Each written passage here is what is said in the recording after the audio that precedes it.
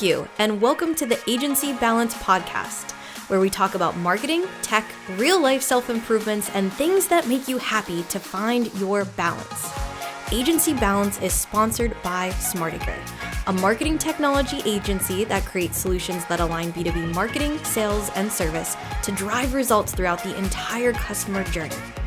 Get the MarTech experts. Get SmartAcre.com. Here is your host of the Agency Balance Podcast, David Snyder.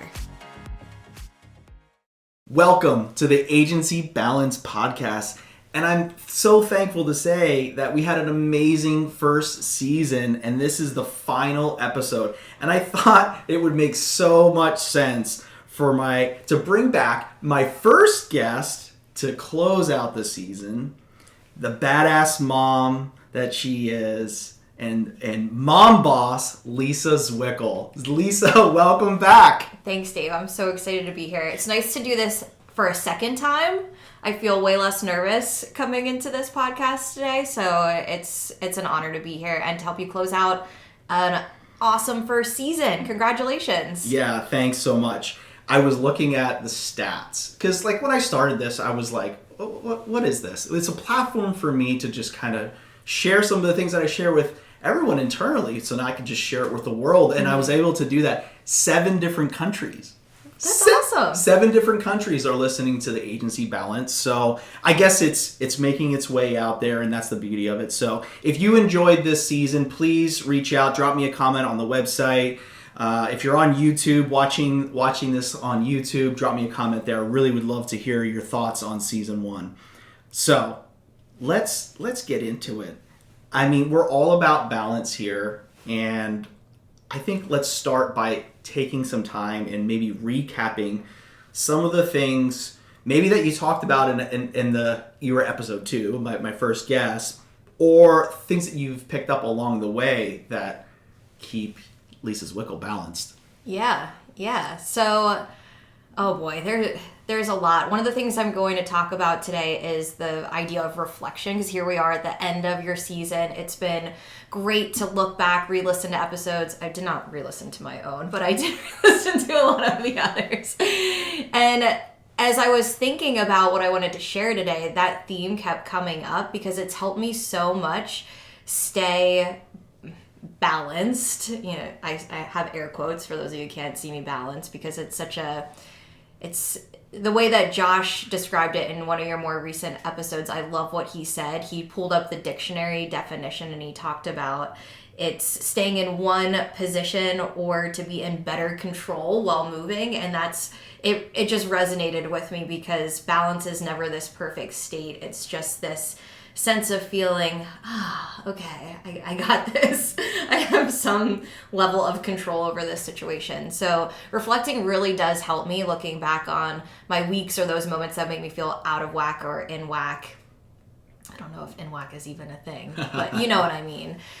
I did talk about the glass ball during our first conversation together, and that really helps me of just staying really focused on those things that are critically important, what I need to prioritize, my family, my well-being, even if it's just a 5-minute conversation with my husband, be able to actually talk to him throughout the day, making sure that I have my eye on that glass ball, that thing that I can't let drop, and then everything else can be this chaos of juggling around me, but just having that prioritization is really, really important. And it's something that I've stuck to this year.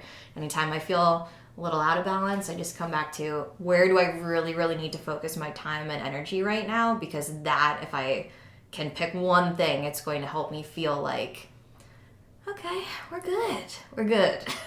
Yeah, that comes up a lot with multitasking, and multitasking it doesn't really exist other than the chewing and walking gum, walking gum, chewing gum and walking, right? Right. I don't think you can't be doing 2 things at once with 2 mice in your hands and looking at 2 different computer screens. It's really hard.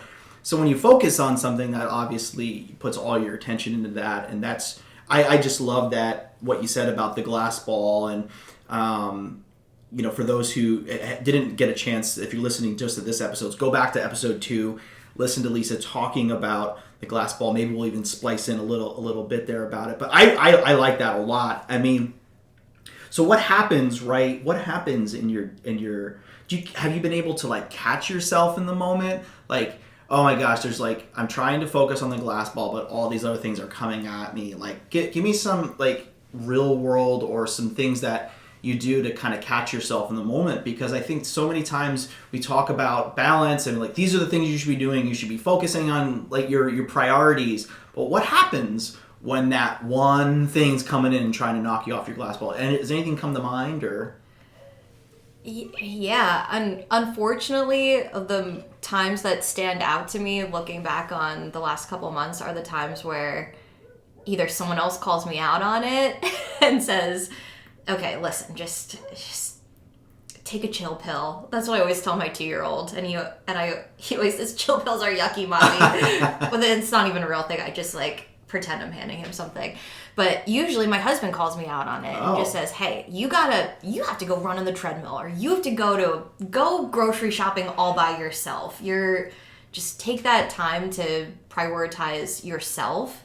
And it's usually when I'm just feeling overly tired, or I just feel like I can't stop. I can't slow down. I can't take a minute for myself. And when that phrase starts to come up of I can't do this, usually that's when he either calls me on it, or I need to call myself on it and say, I need to reframe my perspective here, because if that word keeps coming up where I can't or I don't have time, I need to take a step back and say, okay, I do have time. I just need to reprioritize how I'm spending it and be more intentional so I can put my own oxygen mask on first, because that's going to help me be better for everyone else around me. Yeah, two things there that really stood out to me. The first is the can't. If you keep telling yourself, I can't do this, I can't, and you start telling yourself that, you won't. So you need to be telling yourself, I will do this, I can do this. And I try to coach my kids on that all the time. Like, I can't do this task, it's just too hard. And really, I think that's awesome that, you have somebody that kind of reminds you about getting you refocused, or like they're observing you, like, hey, go run, go to the grocery store or something like that.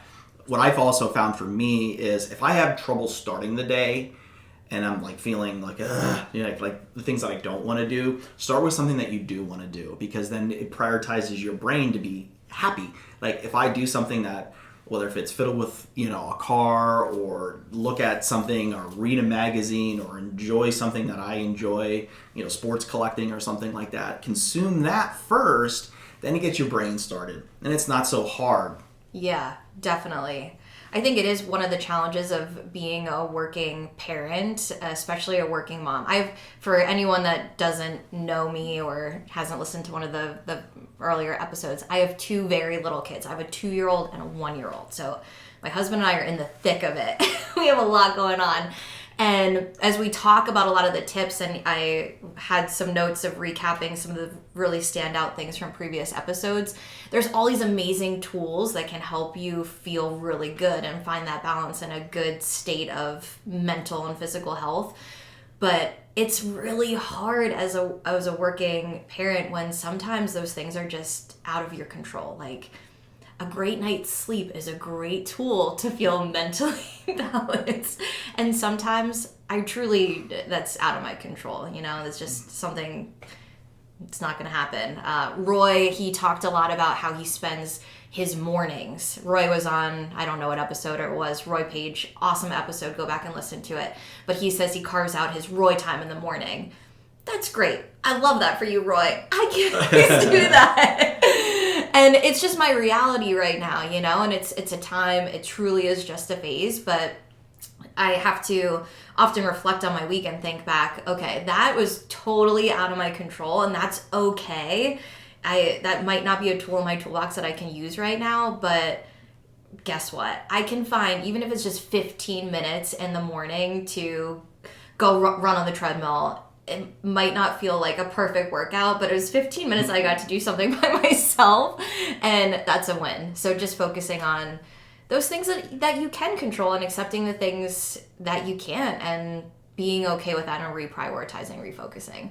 Yeah, that is a great callback with Roy talking about his peace index. Yes. So if you didn't check out, there is a resource on agencybalance.com that you can download and go through the exercise of determining where you are in your peace index. And if you've done that before, do it again. It's, if 6 months go by, Yeah. try it again, see how you've made change. And I think that's the beauty of it, redirecting and seeing where you are from time to time. So we're getting near the end of the calendar year. It's been a crazy one. The world is unpredictable. There's financial things going on. We won't get into any of those crazy things. But looking forward, or maybe let's even take a moment, reflections on the year. And I'm going to think about this too. Reflections back as to the year. Observations, if you will. Some of the things when we're talking about, balance and things for yourself. Anything you want to share there about reflecting on what 2022 was? Or are we all ready to just put it in the bag and move on to 23? 2022, just like every year, there were highs, there were lows. That being a chief strategy officer in an agency, there's a lot that we learn from both what we've done for our team this year, the work that we've done for our clients. So I like to be able to reflect and look back and learn from things and feel good about the progress that we've made. But at this point, I'm looking ahead. I'm ready for what's next. I'm ready for the next year. And as I think about what 2023 brings, I think there's going to be a lot of opportunity just to go back to the basics. Mm-hmm. Go back to the basics of good, solid marketing, strong value messaging. We just had an awesome meeting a couple weeks ago with our director team. Shout out to our SmartAcre directors. Y'all are amazing. But we were talking about what we see the next year looking like and being in that state of starting to think next year when we're sitting at this table together, what is that? Who's here? Who's in this room? What are we talking about? What did we accomplish? What are we eating? What are we wearing? Like starting to really think ahead. That always helps me feel good about reflecting back on the year, but also starting to vision what's coming. It's good to look back, but I like to look. Yeah, sure. I think the important thing is if you look back, look at the things where there's something that you can take advantage or put that into your future state, right? As we look into 23, obviously it's a chance to reset. I think one of the key things for me is being realistic in the new year. It's you come out of the pandemic and you're like, oh, there's uncertainty and then it's going to be great and there's this and then there's all this other factors that come into running an agency, running a business. So I think being realistic, makes a lot of sense. Being smart with your choices too, like calculated. One of the things that I'm going through right now is, and I'll put this as a download in the resource on the agencybalance.com website, is just kind of, if you haven't started planning the year, is putting goals for your individual teams, like 3 things that you want the individual teams to do, 3 things that the leadership team is going to work on, and do this on a quarterly basis. I found that when you set yourself like monthly goals or something like that, it becomes like not achievable. It's just too much. But putting some leadership responsibility and putting owners to those and saying, hey, these are the things that we're going to work on, and then hold ourselves accountable and measure against that. It's something that we've worked into our agency and how we really work on it. Our theme for this year was progress over perfection, and that was trying to incrementally do things. I always tried to think that way. Is as a project manager for years, you usually have an ultimate goal, but it's hard to achieve that with big steps. So you try to break it down into many milestones. So as I look into 2023, I think for me is just being realistic with hey, this is what the market is asking for right now. This is what the market condition is. Whether if it's we're in the tech sector, there's a lot of tech turmoil and turnover that's happening right now. Uncertainty with budgets being pulled back. So how do you take advantage of those things? The things that I always encourage, if you're in a downturn and you're looking at like, hey, start focusing on the internal projects that you could be working on, Yeah. things that you haven't gotten to. Start doing your own marketing. Yeah, refine, do a really, really good job of drinking your own Kool-Aid, making sure that your own marketing is exceptional. Oftentimes as marketing agencies, we don't always do that. We don't always prioritize ourselves. I think there's a lot of opportunity in upskilling the team, making sure that there's good training. I forget the other agency leader that was on earlier this year. He talked a lot about leadership training and how that applies to not just the leaders, not just the partners, but everyone in your organization can really benefit from that. He talked a lot about how that was a game changer for them leading into a couple of their best years. So if things are trending to slow down, I think there are a lot of ways that you can prepare for a speed up. You can prepare for what's happening next and use that as a competitive advantage.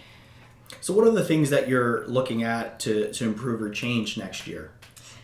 Well, personally, there's quite a few.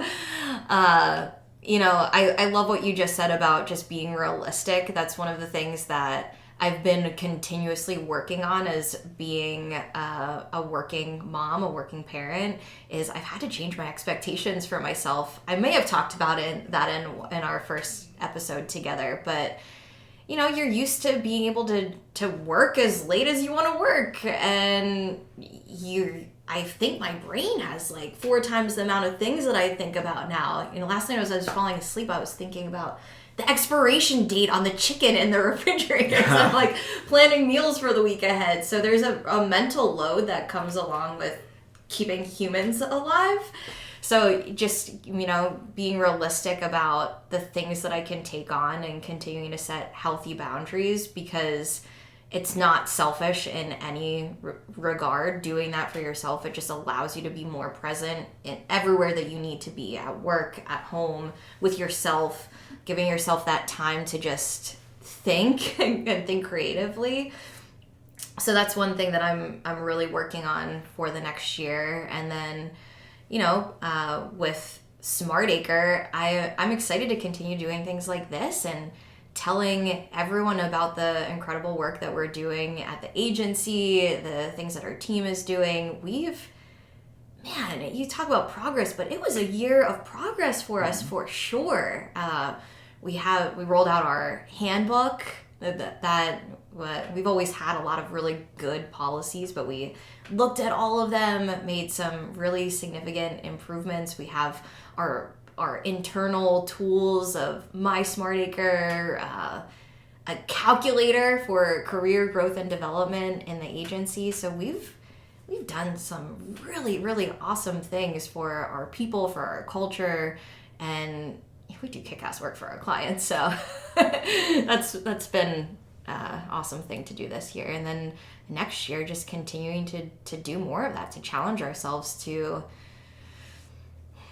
never settle. That's a common core value of ours, is just never settle. Always think about how can we challenge our thinking here? How can we look at even the meetings that we have on our calendars? Are they still necessary? Can we do this better? Is this process still working? Is our budget still working? There's a lot of opportunities to just really refine. And as a Chief Strategy Officer, this is my favorite time of the year to be really starting to think critically about the year ahead for ourselves and for our clients. Yeah, I think looking back at the things that we were working on internally from an operation perspective, consistency comes to mind. Yes. If you're struggling and you're like, hey, we always run into these problems, whether it's hiring or onboarding or offboarding, having some sort of a consistent plan helps. And it's always hard if you're in the moment. So if you're struggling and if you have processes, great. Look at those processes and bring them all together. That's one of the things that we've identified was when we're onboarding people, it's really important that there's consistency with this is the expectation of when you're coming into work, how you should work. All those like things that you just expect. But being a remote company, it's one of the things that we found is it takes longer to onboard. It takes longer to get people up to speed on things. So having tools in place like a handbook that can be accessible online, self-starters, a video library. We built our own intranet that allows us to bring all the tools that we have in our tech stack at a fingertip, which I'm really proud of. And yeah, I think the other thing there you mentioned was, we built a salary calculator. There's so much question out there of like, well, the competition is steep and people should be getting paid more. And I can remember myself throughout my career where I was like, gee, I wonder if I do this, could I make this? Right. And so we took some time and said, well, let's just make it public. Like if you do this, you can get these. So we built a calculator. It's something we published internally. I'm really proud of it too, because it does show, we're a very transparent private company that shares everything internally. And I think it's really important. If you're on a leadership team, you sit down and you really think through how transparent do we want to be with our employees? How far do we want to show them? And see what makes sense, what's right for you. So yeah, that's another key word for me is being consistent. Yeah, absolutely. So for other things for you, being that C-suite mom that you are, talk about some highs and lows if you could, other than trying to figure out when the chicken's going to expire in the refrigerator. Any highs and lows that you can share being that C-suite mom that you are? There are so many, and it's refreshing to talk about when you can laugh about it, but sometimes in the moment, it's heart's racing. I'm like, I got a 9 a.m. meeting and someone just pooped on the floor. Like, it's literally, my parents always tell me that I could write a book because there's a lot of chaos, and it's adorable, it's cute, and it's hilarious, but it is stressful when nothing really goes according to plan. But there's still my kids love coming into my office. We have them in daycare a few days a week, and then the rest of the days they're home with my mom, who is basically a superwoman. She helps me unload the dishwasher and chop up vegetables and take care of the kids, and it's so awesome to have that. And whether it's your mom or a relative, just that's one piece of advice that I have for anyone that's about to change into working parenthood is make sure you have a good support system and get used to feeling okay with asking for what you need, whether it's from your coworkers or from the people that are helping you out, or even your partner, of just being able to say, I need to go to the grocery store alone today, or else my pot might boil over. But my kids still come into my office. My 2-year-old loves to work next to mommy, and it's one of my favorite things because it makes me realize that this is something that he observes. He watches us do this from home, and I always remember when I was a kid and we had those special take your kid to work days, and I got to go with my dad. He worked at Air Products for his career, and being able to see him in that environment, it was so impactful for me of, this is what he does every day, and he wears a suit and he walks around these halls and people know who he is. Like, that's so cool. And my kids get to see that all the time, and it's really rewarding that they get to come into my office and they want to play work. They want to talk on the phone, and they want to type on their pretend computer and record videos, which is I love my video library, scrolling back through it between seeing their smiling faces and practicing their ABCs and waving hi to the SmartAcre team, to before when I would use it as a sales tool and like show my bump in vineyard recordings and say, please get back to me before you have this baby. But scrolling back through that and seeing those memories, it's pretty cool. It's crazy, it's chaotic, but it's so rewarding to be able to set a positive example. And I get to also do something that I love every day, which is helping me find that balance. Yeah, that's really cool. I mean, is it though, if you bring your child to work and you work from home, that means they just get to stay home from school? I mean, that's really what it is now. But no, I think it is really neat in a digital way to have them interact with the tools, and it gets them a sense of like, hey, maybe they want to do that. because it's not necessarily, like you said, of old, whether if it's like you're suiting up and walking the halls anymore. I mean, that's still there, of course, but it's just different. That is something that's super neat. I'm glad that you shared that. All right, so we're talking about highs and lows. Mm-hmm. What other highs and lows do you have? Well, another, just reflecting on some of those things that throw me out of balance. One of the things I've noticed is another way that I can kind of recognize when I'm going there is when I feel like I'm overcompensating, when you just find yourself saying yes to taking on that task or yes to taking on that meeting or trying to get something out the door super fast. I do the same thing in being a mom of let's do this craft. And I start to realize, okay, I'm just starting to feel like, I'm not giving enough to one area, so I'm overcompensating in both, and that's extra chaos into the mix. So that's another indicator for me of I need to just be okay with slowing things down a little bit and just recognizing that when I'm doing that, because it's not necessarily good for anyone. It's not good to bite off more than you can chew in either one department. So in that regard too, I'm really there's probably a science to this. I'm sure you can look it up. Maybe one of your listeners even knows the answers, but I'm really appreciative that kids do not really start creating memories fully until they're a little bit older. Yeah. Because I've had to give myself grace of, okay, it's okay that I don't know what I'm doing. This is probably why kids don't make memories yet, because your parents are allowed to figure this out for the first 3 years. I'm approaching the time where I need to really get it together. But yeah, it's sometimes things that come out of my mouth, I'm like, why did I explain that to him that way? Why did I think that was a logical way to try to convince him or teach him something? But, I'm getting there. Nothing's exactly right, but I'm figuring it out.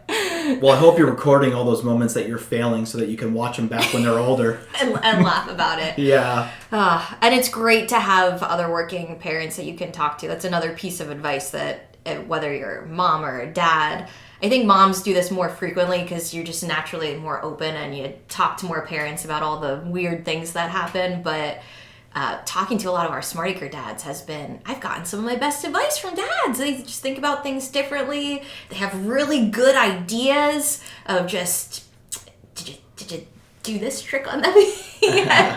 But it's really important because then you realize, okay, my life is a little chaotic. I'm in this phase, but I'm not alone. And there have been millions of parents that have survived the same situation. Yeah. Yeah, dads.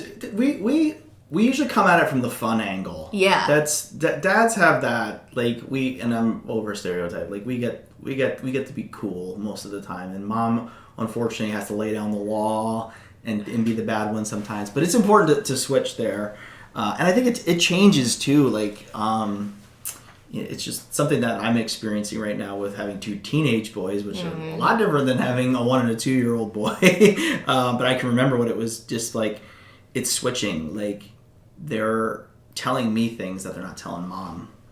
They're just different. They're going through a different phase of their lives. So you do pick up on some things. But no, that's some really great advice. Talk to other parents, especially. If you can in the workforce, talk about it, figure it out, get on a Zoom together and share some of those things. Anything else that you want to kind of share kind of at the highs and lows for you? The only other thing is, just looking back at the year and flipping through pictures on my phone, I realized that, wow, there are some things that I don't even remember that really happening. That was so wild. Yeah. So I've been really trying to just think about a flashlight and shining a flashlight on those moments where I really want to remember. We were just talking about Thanksgiving, and William said grace, and he put his arms up in the air, and at the end he said amen, and he was so excited to eat his food. And you asked if I recorded it, and unfortunately I didn't, but my mental flashlight was shining so brightly on that moment where I'm never going to forget that. And I try to just be really mindful of that, whether it's at work when we were together at our retreat. Man, my flashlight was on. I was laser focused on that time we had together. And then I try to think about that at night when I'm reading my 10th bedtime story of just, let's just turn on the flashlight because I'm not going to get to do this forever.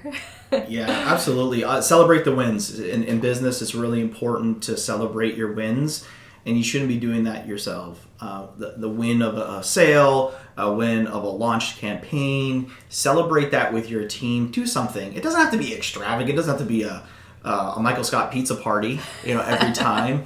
But, celebrate those wins. It's something that I learned throughout my career is everyone always focuses on the negative, the problems that we need to solve, but for the mind, it's really important that you're celebrating those wins with your team. We have an amazing kind of overheard thread that we have in our company that we just we chat and we talk about randomness things, but it's a platform that you can instantaneously celebrate those wins with your team. So good stuff there. I don't know about New Year's resolutions because every time I set them, or when you set things like I'm going to lose weight, and it doesn't happen, and I just get fatter, and or it's like I want to spend more time, really focus. I want to do more reading, and I want to get smarter on this topic. It just doesn't happen. So what's your spin or take on resolution, or do you have one that you can share with the listeners?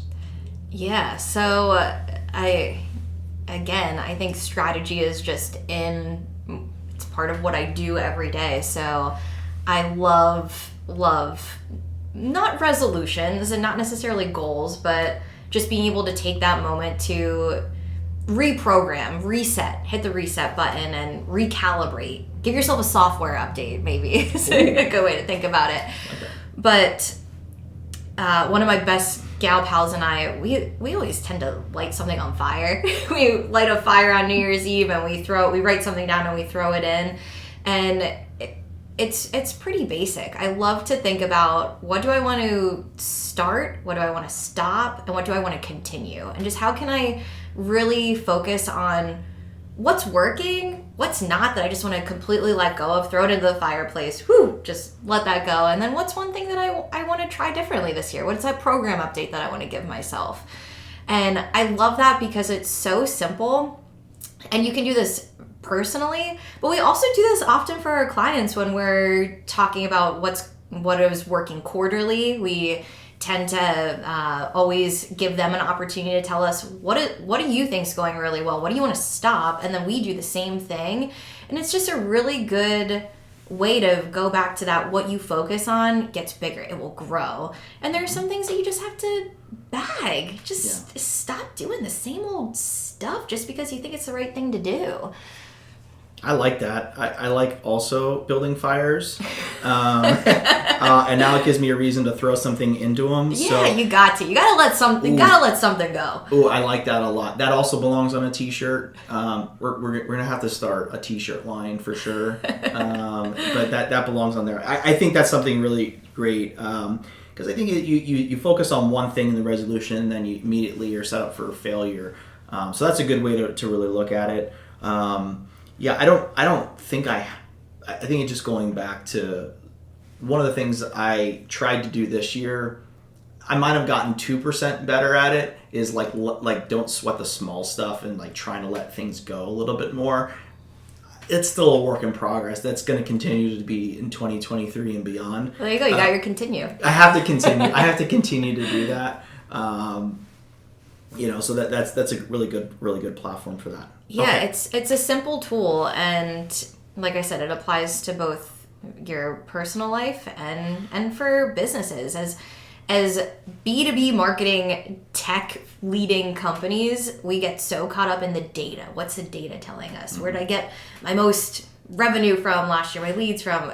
That's all important. And as a tech-focused marketing agency, it's all things that we look at for our clients on a daily, weekly basis. But as you're planning for the year ahead, you gotta let go of some of that stuff and really just focus on, and you've instilled this in me, is where do you want to go? What is that perfect vision? And don't get so caught up in how you're going to get there, but really think of what is the end result? What do things look like next year? And you can apply that to yourself too, of, okay, maybe I'm a little bit fatter, but am I happier? Like, who cares? You know? I am fat and happy. Yeah, I do enjoy my ice cream at night, which I shouldn't be eating, but oh well. Oh well. That's what it is. Which, by the way, it is. It's Turkey Hill brand, and I'm not being a spokesman for Turkey Hill brand. Turkey Hill brand, like, it's like cookie butter or something. It's called. And it's almost like a sugar cookie. Oh, that sounds good. Which I don't want to jump ahead, but I do have a cookie discussion. Oh, not quite there yet, but we're going to talk about cookies. It's an internal joke. Cookies are for closers. Yeah, if you haven't watched Boss Baby, or if you've watched Boss Baby, you'll get cookies are for closers. In sales, it goes back to that old movie, they'll always be closing. But I always like to always be caring too, so good stuff there. Anything else to put a bow on, kind of looking back or looking ahead? Anything else you want to kind of share? No, I would just say, really, start with that vision. Start with what the end goal looks like. And if you need a reflection tool, one of my favorites, I bring this up with the team often. It came from a great coach I was working with around the beginning of last year, Mickey Laura. She instilled in me the 70-30 principle. So again, going back to balance, we're never truly 50-50. But the thought behind that is, if you look back on your week, 70% of it should be those things that just naturally energize you. They make you feel really good. It's the work that you get through, and when you're done with it, it feels really satisfying. And then the 30% are the things you have to do because it's a job. There are things you just have to do. But looking back and asking yourself, which bucket is bigger, and am I starting to be more in that 50-50, or am I maintaining that 70-30? That's a great tool just to think about, really, what is filling you up, what's energizing you, what's helping you. Last year my word was replenish. What's replenishing me versus draining me? And when you start to reflect in that sense, not so much of, oh, I did that wrong, or that wasn't great, but really, the why behind it? What was the motivation? Why did it make you feel good? It will really help you hone in on what you want to start, stop, and continue for the next year. So start, stop, continue. I'd love to hear that. If you're listening to this and reflecting, that's your challenge from Lisa Zwikl on the agency balance. Leave us a comment of what you're planning to start, stop, and continue into next year. I'd love to hear it. Perfect. I love that.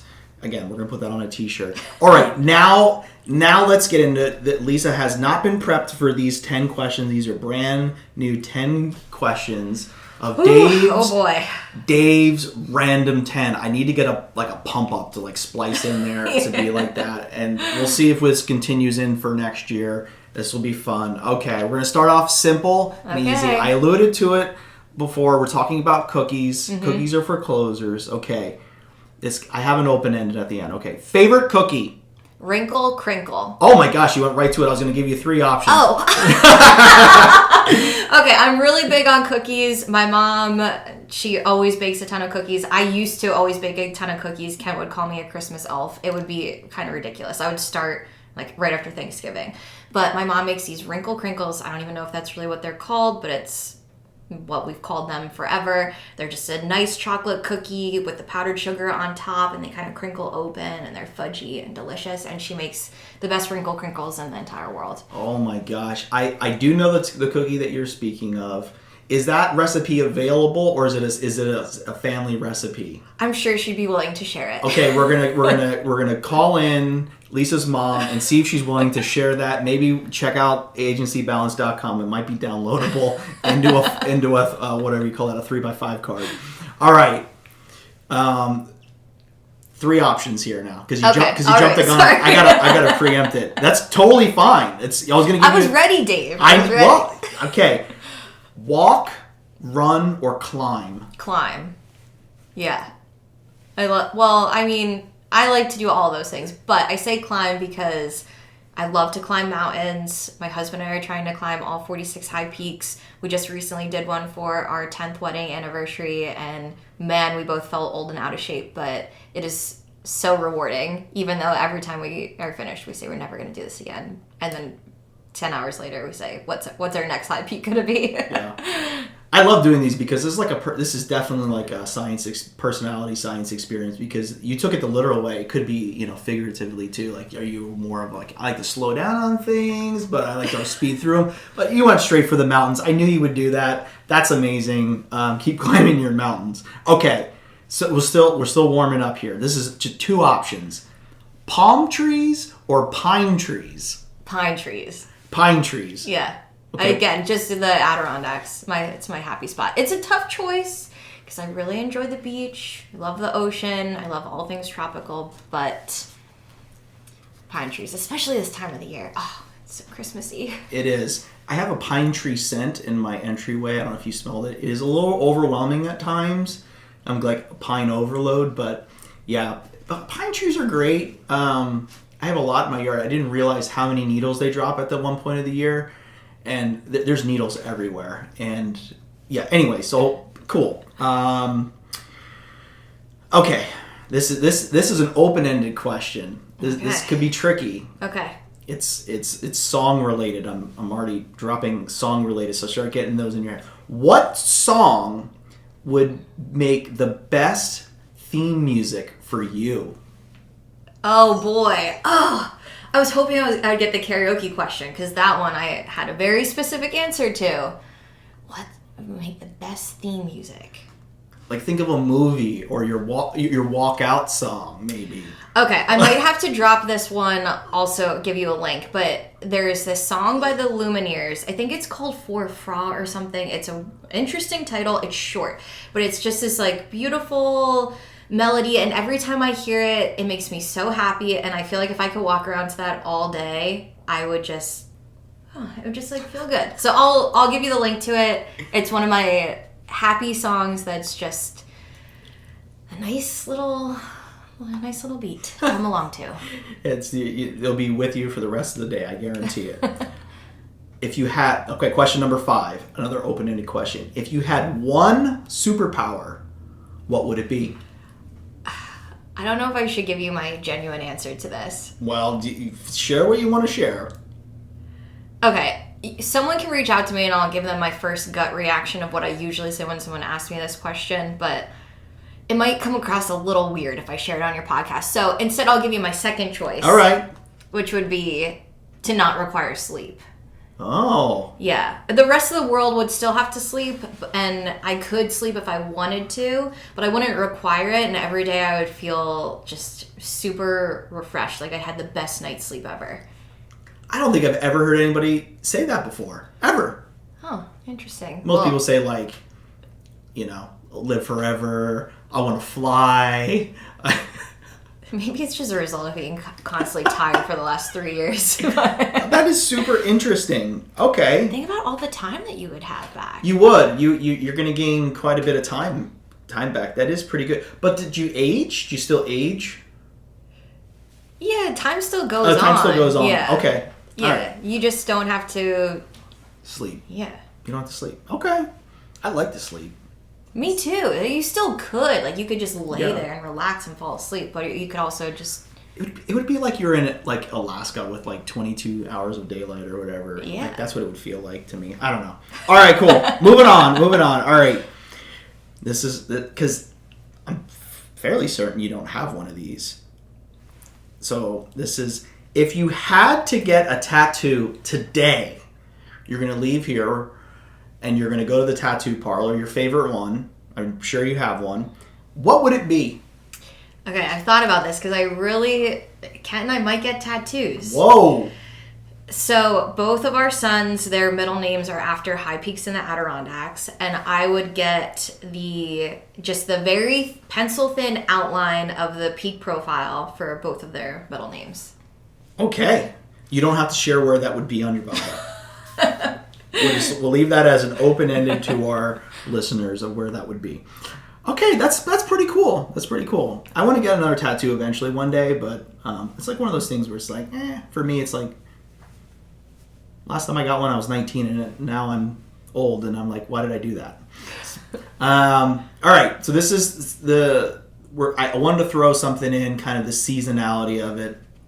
We were talking about Christmas. So question 7, white lights or colored lights? It depends. So colored lights on the Christmas tree inside, white lights outside on the house. Incandescent or LED? Incandescent. Okay, so you like the warm. Mm-hmm. Yep. Traditional. I'm the exact opposite. Interesting. We're usually the same on most things. My outside, I have floodlights. We can't see it now. It's daytime. They're all red and green. I'm all color outside. And then I'm all white inside. So I'm opposite on that. And I'm LED. I like the really bright. Although I have it over there, that's kind of an incandescent. I have one of those ceramic Christmas trees that I got from my grandmother. I think it's the coolest thing. I love those old ceramic Christmas trees. It's just something neat. Okay, cool. Now we know the light situation. All right, business related. Preferred method of communication: verbal, written, other. Verbal. Verbal. Okay, so you like to talk it out. Yeah. Yep. I don't mind writing things, but a quick conversation can avoid so much back and forth. I love to just pick up the phone and talk to someone. Are you leaving voicemails for people? Are you that type? Are you a voicemail dropper? I do not like to leave voicemails. Do you think that's a good tactic in business? I don't know. That's a good question. I've never really thought about it. If I was thinking about me personally, if I would listen to a voicemail, I would say no, terrible tactic. But I don't know. Maybe some people still listen to them. Yeah. Certain things, like, it just rubs me the wrong way. Like, I just stop. I let my voicemail fill up, and then I actually needed it because I was expecting some, like, important things. I didn't want to miss it because I can't answer my phone all the time. So I was like, crap, now I got to empty my voicemail. Yeah, that's annoying. But also there's times where I don't like text because, like, text should be, like, quick answers. Like, usually when you leave a voicemail, it's like the commercial. The guy's like, you don't need to leave a voicemail. You can just leave a text. That funny commercial. But sometimes I get texts and I'm just like, that's so impersonal. Why can't you just call me? Right. Yeah. Well, I think it's just like any good sales tactic. If you're going to leave a voicemail, don't leave a voicemail that's like, hey, it's Joe from blah, blah, blah. Just call me back when you can. Here's my number. Like, actually, if someone's going to listen to something that you're saying, say something impactful. Yeah, for sure. All right, cool. Sorry, Joe. That's all right, Joe.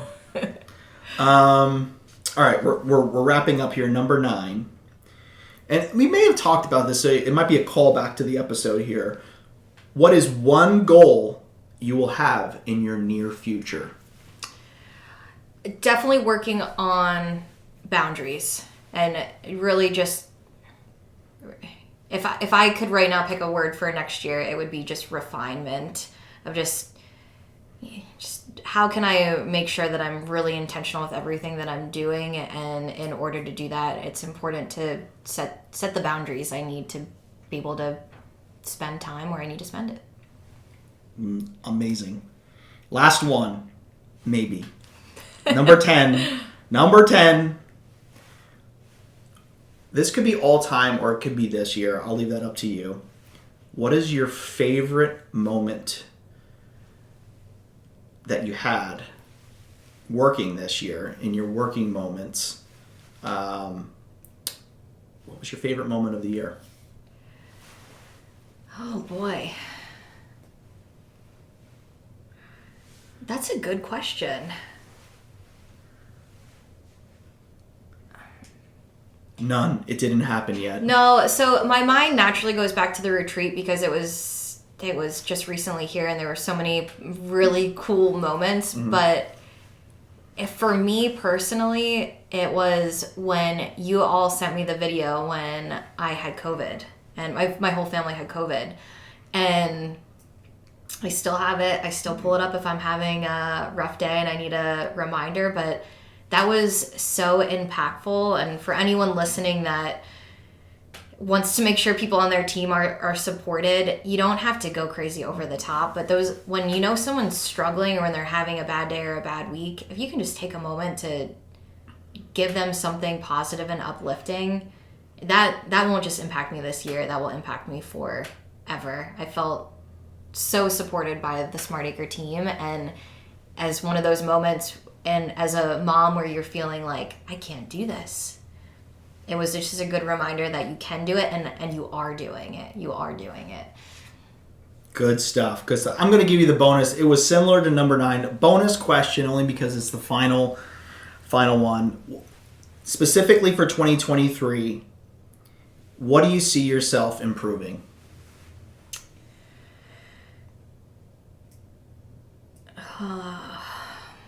It's all right. We'll cut out the dead space.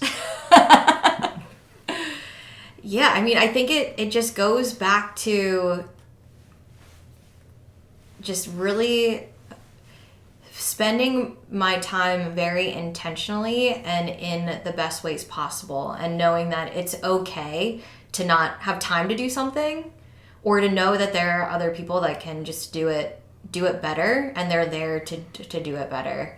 And that, I think that goes for both my personal and my professional life, of just being able to be okay with that. You know, it's a challenging thing as your role evolves and as your life evolves, of letting go of the ego that makes it hard to do that, and knowing that you're really, you know, you're setting other people up for success when you let them do the incredible things that they're able to do.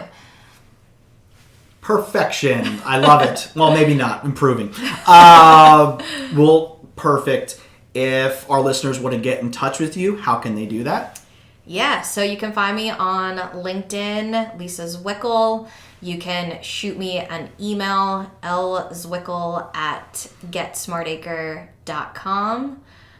And those are probably the 2 best ways to get in touch with me. I'd love to hear from you if you have questions about planning ahead for next year for your business, or if you have questions about keeping your head on straight as a working parent. I'd love to chat with you. Or if you want to share your goals for next year, or the best tips you have for achieving that state of feeling in control and balance, I'd love to hear from you. So feel free to reach out. Thank you so much for being the final guest on this amazing season 1, Lisa. Thank you so much for being here. Yeah, thank you for having me and for creating and bringing to life the agency balance. There have been so many awesome episodes. I've taken a nugget from every one of them, and I have a few of them on my go back and listen to again list. Another shout out to Josh from EIC Solutions, and I didn't mention any of her quotes, but Jackie Voutsinus, or Boot Scientist as a transcript, changed her last name to. That was one of my favorite episodes of just being authentic, and it was actually a good reminder for myself before coming on today's episode of don't be nervous, just be yourself, just be authentic. So thanks for bringing all of those great minds into your podcast studio, and for bringing their voices to, 7 countries you said? 7 countries. 7 countries. Can't wait for next year. Thank you so much. And that's a wrap. Subscribe to the podcast at agencybalance.com, Apple, YouTube, or Spotify.